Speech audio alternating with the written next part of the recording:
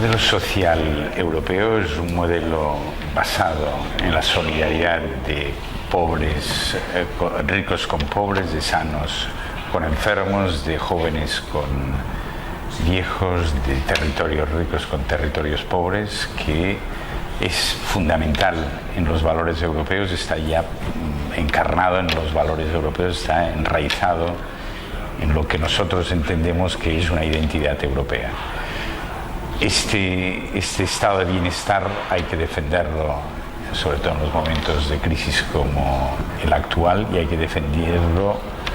dándole sostenibilidad para salir de esta crisis.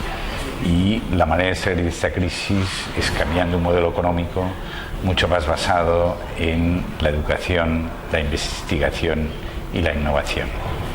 En este momento lo que hay que priorizar, lo que hay que preservar es precisamente la inversión en estos campos y trabajar de una forma mucho más abierta en Europa, conseguir que los Estados miembros en educación, en ciencia y en innovación trabajen de una forma abierta, de una forma que se conozcan mucho más unos a otros, lo que hacen con una movilidad tanto de investigadores muy libre como de el propio conocimiento que viaje sin fronteras. Esta es la manera que podemos garantizar una sostenibilidad a este modelo que, insisto, es fundamental en lo que nosotros entendemos como identidad europea.